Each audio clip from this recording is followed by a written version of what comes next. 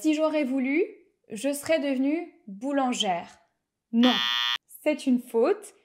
Il faut dire si j'avais voulu, je serais devenue boulangère.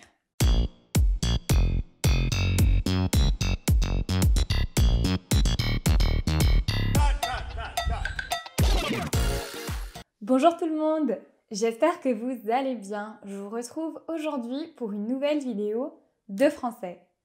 Aujourd'hui, nous allons voir une erreur très fréquente en français.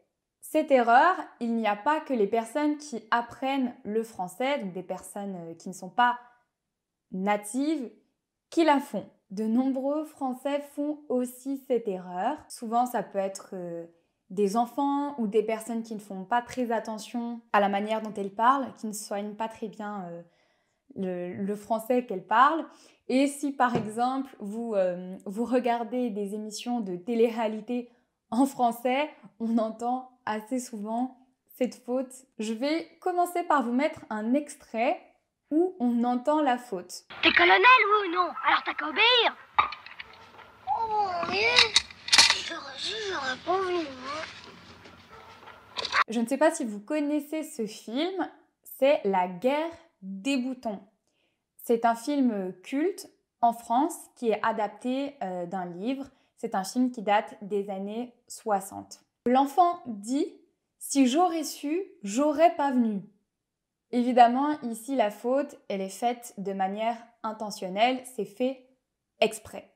C'est pour ça aussi que cette réplique de film, cette phrase du film, elle est devenue culte. Beaucoup de gens connaissent cette réplique de film. L'erreur que font beaucoup de gens, c'est mettre du conditionnel, donc un verbe conjugué au conditionnel, après un si. En réalité, le si, donc c'est la conjonction si, marque déjà la condition.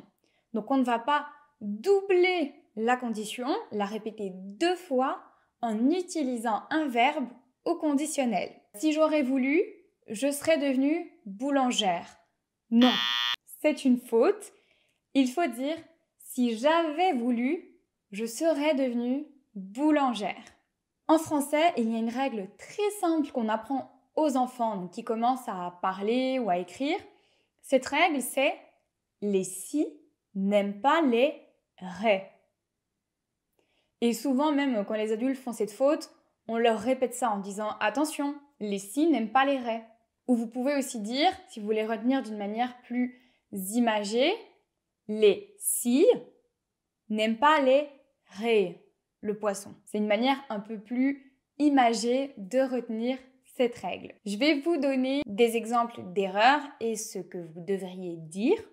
Et ensuite, on va revoir le point de grammaire global avec les temps, la conjugaison que vous devez utiliser. Donc le début de la phrase, c'est la partie où il y a la condition. Si j'avais voulu, et la deuxième partie, je serais devenue boulangère. Donc la première partie, c'est la condition et la deuxième partie, c'est l'hypothèse. C'est potentiellement, peut-être, ce qui se serait passé. Je vous donne d'autres exemples avec les erreurs. Peut-être que vous en avez déjà entendu des similaires. Si tu pourrais venir, ça serait gentil. Non, il faut dire si tu pouvais venir, ça serait gentil. S'il aurait cuisiné le repas, j'aurais eu le temps de regarder la télévision. Non.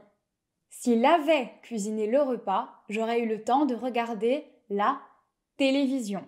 Donc on n'utilise pas le conditionnel dans la première partie de la phrase. Donc comme je vous disais, il est déjà marqué par le si, mais on va retrouver le conditionnel dans la deuxième partie de la phrase. Si j'aurais mangé mon gâteau d'anniversaire toute seule, j'aurais été malade. Non. Si j'avais mangé mon gâteau d'anniversaire toute seule, j'aurais été malade. Par contre, si vous ne mettez pas le si dans la phrase, vous pouvez bien sûr utiliser le conditionnel dans la première partie de la phrase pour marquer la condition. Je vous donne un exemple. Si j'avais mangé mon gâteau d'anniversaire seule, j'aurais été malade. Par contre, vous pouvez dire « j'aurais mangé mon gâteau d'anniversaire toute seule, j'aurais été malade. Donc vous voyez, il n'y a pas le si. Donc la phrase est correcte. Passons maintenant au petit point de grammaire globale pour que vous puissiez bien retenir quel temps vous pouvez utiliser après le si et quel temps vous pouvez utiliser dans la deuxième partie de la phrase. Après le si, vous pouvez tout d'abord utiliser, premièrement, le présent. Si tu veux aller à la mer, tu peux prendre ma voiture. On a du présent et dans la deuxième partie de la phrase, on peut aussi utiliser du présent ou on peut utiliser du futur simple. Voici un exemple. Si je suis en retard, il m'attendra. Deuxième temps qu'on peut utiliser après le si, c'est l'imparfait. Si j'avais un chien.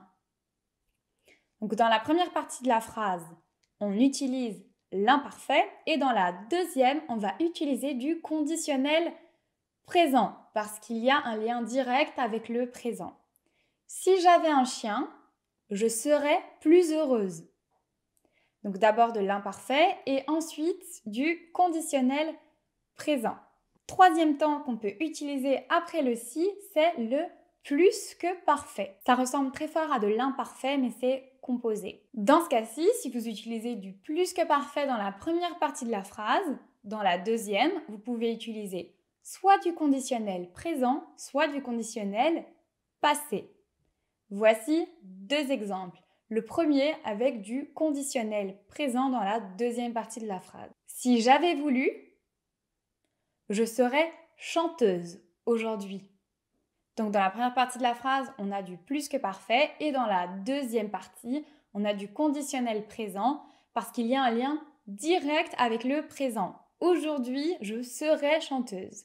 Deuxième exemple, où on a du plus que parfait dans la première partie de la phrase et du conditionnel passé dans la deuxième. J'ai fêté mon anniversaire la semaine dernière. Et si j'avais mangé tout mon gâteau d'anniversaire seul, j'aurais été malade. On donne une hypothèse, donc il y a une condition et une hypothèse de ce qui aurait pu se passer la semaine dernière, donc dans le passé.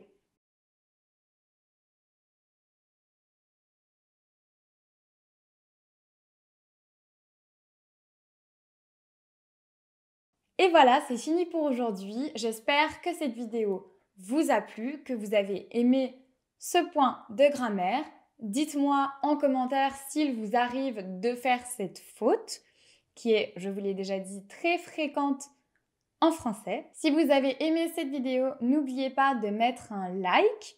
Et surtout, si vous êtes nouveau ou nouvelle, abonnez-vous à la chaîne pour ne manquer aucune vidéo et activez la cloche. Je vous dis à très vite.